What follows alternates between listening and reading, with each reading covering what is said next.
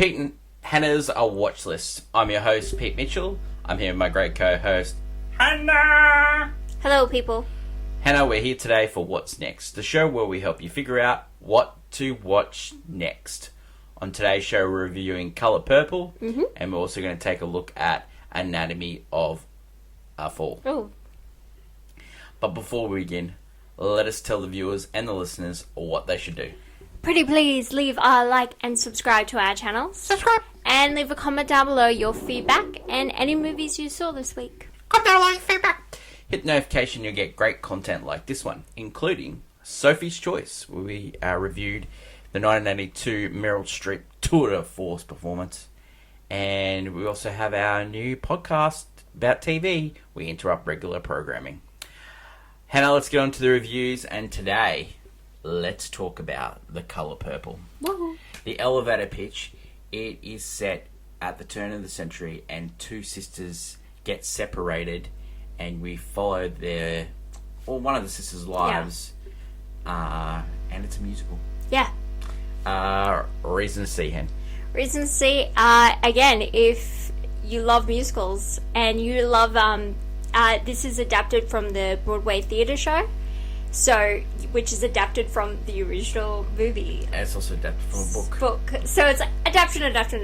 Yeah. But it's a really, just fun Broadway musical. Yeah. With a very, at its heart, touching story. I had not seen the original, so I was just going in this not knowing what was going to happen, and I really enjoyed my time with this. It was heartwarming, and yeah, it got tough, but then there'd be a pleasant, jaunty musical number. Well, the original was directed by Steven Spielberg. It was nominated for a lot of Academy Awards, and it starred Whoopi Goldberg and the great Oprah Winfrey.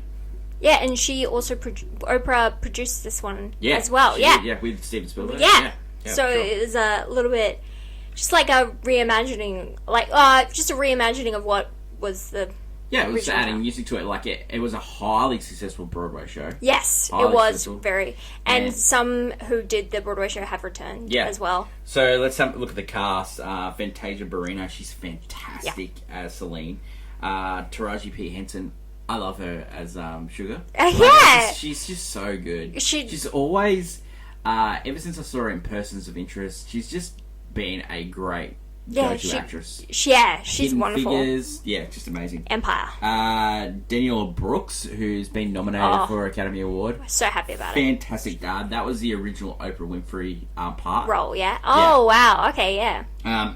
Colman Domingo, who plays Mr., who originally was played by Danny Glover. I love Colman Domingo. He's been nominated for Rustin, but he was great in this as well. Yeah, he was really good in this. He's fantastic in Euphoria.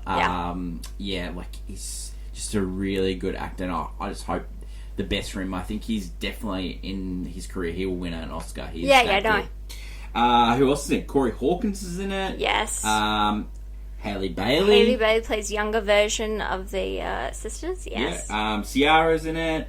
Her is in it. Yes, as well. her's in it. Yeah, she plays a really small role, but it's so good. It's so funny. Her is very well known as a musician, and her role doesn't require much singing. She only sings in one part in a song, and it's just wow. That's just, I love that kind of detail. It's oh yeah, she can sing, but she's acting here. Great songs. They're all catchy. I really enjoy those. Yeah, they're really well done. Great singers. This is why I didn't love Mean Girls adaptation, because it tried to modernize it for a more of a movie TikTok kind of vibe. Yeah. Whereas this one was this was a Broadway show, and it definitely feels and looks like a Broadway show. A lot of the numbers, amazing. A lot of the dancing and the numbers, and there's song numbers where it's just a character singing, and it's that's musicals. That's the vibe. Colman Domingo just playing the banjo, it just worked for me. It just really worked for me. And directed by Blitz Bazawell. This originally got a lot of gunk because Steven Spielberg, a white guy, was directing a famous black movie. I mean, let's go in. We're not going to go into that, but there's some other famous directors who are directing movies that they shouldn't be. Yeah, but this movie, It looks good. I was surprised how good it was. It was fantastic. Yeah. I really enjoyed it. Yeah, it was just... Yeah, and it's one of those movies, like, you go through all this tragedy, and at the end, it's just a heartwarming story. I don't know, maybe it was together. the musical, but when I've watched the original, and it was so heartbreaking, the original. It was just such a torture fest. This one is a little bit more uplifting, and, like, it's still got elements of, like, death. Yeah, there's some... terrible stuff. There's some... but just at the end, it just... How it all comes together. I cried like a little baby in this. I will say this. Sobbed. This is the first movie in a long time that's Well, you've got a stone heart. Yeah. I'm glad you're human. I'm so cynical. I was going to do the robot test. We live in a cynical world, you know? And it's just like this... It's just like, wow, I was just moved. I was believe like... you dropped Jerry Maguire on this podcast. I do. You know I do. You had me at hello. And you had me at the Colour Purple, because it was a fun. It was fantastic. So, reasons not to see. Is there any reason not to see? I guess if one, you do not like musicals. Yeah. This is a musical through and through. And I guess if you really have aversions to, if you've seen the original and you really, unless you're like, your aversion was, I just didn't like how dark it was, then yeah, go see it. But if you really didn't like it for some reason, it's still that same story, but we've cut into the dialogue and just put musicals in it. Yeah. It's show numbers in it. And so I guess if you didn't love the story, it is the same story. Well, it's definitely not the performances, because I think no one let this team down. No. All fantastic. They were great. Everyone's pulling their weight here. It's wonderful to see. Blame the performance on the film on the performances. No. Like, I just think, Yeah, I think if you really don't like musicals, you know that's what I the think only let thing. this film down? It's just because it just got released in a whole bunch of musicals, like, just out of nowhere. Well, and the fact that Warner Brothers, like, released 2 weeks earlier, Wonka. Yeah, but that was because there's so many weird scheduling things. Because, I was also thinking, I was like, Doom was supposed to come out around that time, and then I was like, 2 Timothée Chalamet movies, like, back to back is a little bit, like, love the Chalamet. At the moment, everyone loves the Chalamet, but that's a lot. Yeah, so, and then this year we're not going to get many. I think, like, should they have pushed Colour Purple back? Like, back or forward? Do you mean, like, now? Like, it should have come out maybe a few months from now? A few months from now. I think it could have had a run at the Oscars next year, because the Oscars next year is going to be a lot weaker. Yeah. This movie is Oscar caliber. It's definitely... Yeah, it's... And Danielle Brooks being the only person getting nominated... It's crazy. It's crazy. Because even though... A magnificent performance. Yeah. She for me, highlighted the movie. There's a dinner table scene. Yeah. She is, like, that to me stuck with me. That's a famous scene from the original and as well. It just works so well with this movie. I go, that, or just any of the performances in this movie. Do you recommend people should watch it? I recommend, if you love musical theatres and you like The Colour Purple and you want to see it with a more uplifting note, then this is it for you. Yeah, I agree. Rating for this one? What would you give it? It's like golf clap bordering on banger. It's really... I think it's a banger. It's a banger for musical theatre, definitely. I just think it's a banger. It's a really good movie. Yeah. And I really think people should see it. I think it's really, really good. Yeah. Yeah, well, it's still, like, a really great story. Yeah. Like, a really interesting tale, I guess. Yeah, and the songs are so catchy. some people might not like it, but it's just I like it. It's a touching story between sisters and friendship and love. Yeah. And so it's just... Yeah, and being, like, we're a part of a close family, so you see, that... Yeah, if you were taken away from someone... Yeah, like, it's just heart-wrenching. Yeah. And I can highly recommend The Colour Purple in cinemas now. The next movie we're going to talk about is Anatomy of a Fall. Wow. We were happy to see this at the Brisbane Film Festival a couple months ago, and seen it recently as well in cinemas in Australia now. It's in release all around the world as well, limited release. It's been nominated for Best Picture, also nominated for Best Director for Justin Triet. Sandra Holler, amazing. So let's talk about it. The elevator pitch. Your husband has a fall, dies, you are accused of his murder. Yeah. It turns out that you are having problems, and this is set in a French court scene. Yeah. And her only witness is her blind son. Yeah, and it turns out she's a writer of, like, mystery novels. Yeah, which is such an interesting... so that becomes... That information, fun fact, that happens way too late in the movie to find out. She's just, you're like wondering like what this all.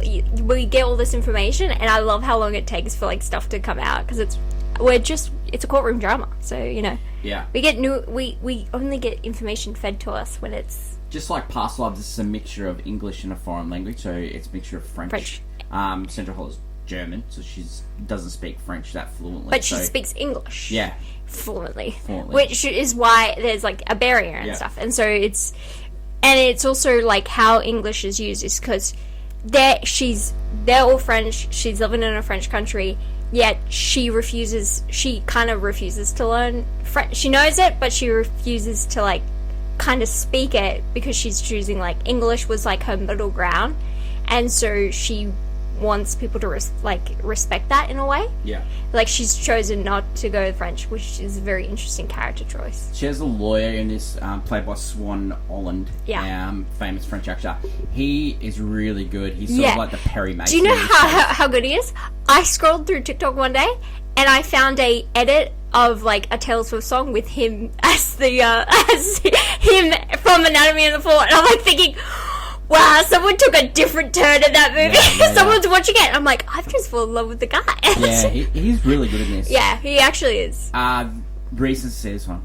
It's a really interesting courtroom drama. Yeah, you don't get really good ones like something like this where it's like an interesting story of like you're dealing with like a whodunit situation. You as the audience member don't really know what's happened either because you didn't get to see how it played out. No, you just hear it. So you just know about it because you, like The Blind Side, you come in and something has happened. Yeah. And so the entire court case, you're deciding yourself whether or not she did or not, and which is an interesting take because a lot of time you see it happen and then you don't know who to side with. Yeah, so you're on this and then I would also give it like the performance of the child. Oh, he's good too. Yeah, no, he does something when he will do stuff in this movie, and then you're like, Milo, his name is. Yeah, he was great, and it's interesting to play on the fact that he is blind, so he has to rely on his hearing, and such a great job. Yeah, and it's interesting. Yeah, it's got some interesting twists, and you're still at the end. You see this in the trailer. There's a scene where she fights with her ex-husband the day before. That is just a great scene. That's a great scene. That is amazing. The way they play, the way that you don't know what's happened with this relationship, and they play it in the courtroom. It unfolds like the courtroom. Even though it's a slow process because it's like it feels like an actual French courtroom, which is so interesting because no one's seen a French courtroom. We've kind of seen American style courtrooms, English ones, or maybe some UK ones, or if you go Bart versus Australia, we've seen an Australian courtroom system. We got the boot and everything, but it's a slow, drawn out process that's done really well because we get twists and we are second guessing ourselves the entire time while watching it. I think it's an interesting. So this is a part of our Best Pictures series, which over the next couple of weeks we're going to review one movie. Through. So this is the first one. Do you think this one should have been nominated for an Oscar? Yeah.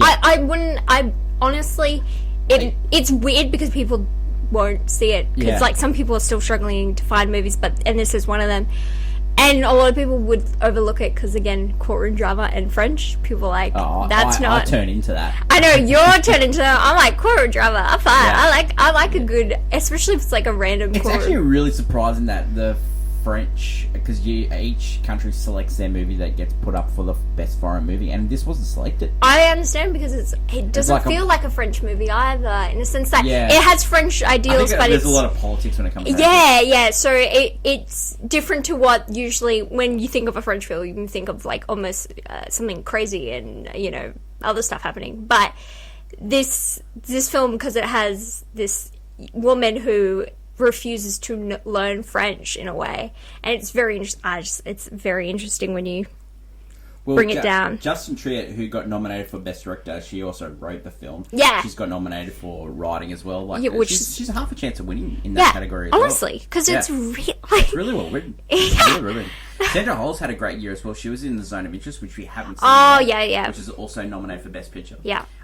So she's fantastic in this. Like she Yeah, she really helps you play with the fact that did she do it? And Yeah, it's the fact. It's one of those films you finish it, you leave it, and you're like, so did she do it? Yeah. And some people will have the exact answer. Some people go, I don't know. Yeah, definitely. Some people, and I think that's really good acting and it's really good writing as well. Yeah, it is really good writing because it did put doubt even when it's like, oh no, and then you're like, oh, but yeah. And I think like it's a movie that people definitely should see. It's like for me, it's a golf club. Oh no, it's a banger. I really think it's a banger. yeah. Yeah, I really do. I think it deserves. I its think it Best deserves Picture it. It's a nominee. really well done courtroom drama. Yeah. That.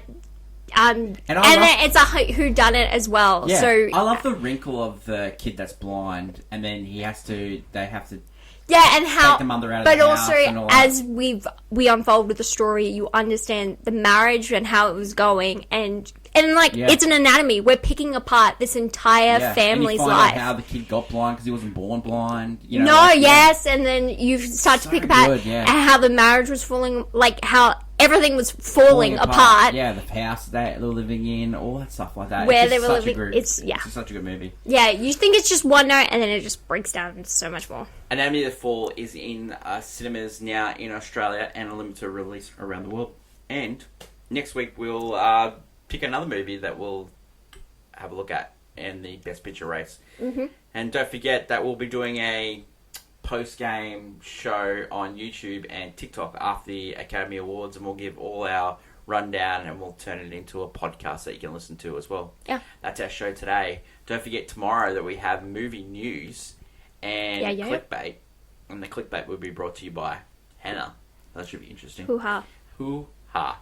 We'll also have Championship Belt Holder, Blockbuster, which I am currently leading 9-4, so Hannah needs to do a comeback. Ooh. Or better cards need to be picked. Blame the cards. Don't blame I the will. individual. Thanks everyone for listening or watching. Don't forget you can catch us on YouTube, Apple Podcasts, Spotify, and everywhere where you get your podcast. We're also available on social media. Drop us a line and tell us anything that we should review or should talk about in the upcoming weeks. Hannah, looking forward to seeing you tomorrow for movie news and getting the previews. We're looking forward to seeing Argyle, which should be good, Woohoo! and May December. Woo! That's my lovely co-host Hannah. I'm Peter. Until tomorrow when we catch up for movie news, it's bye for now. Bye!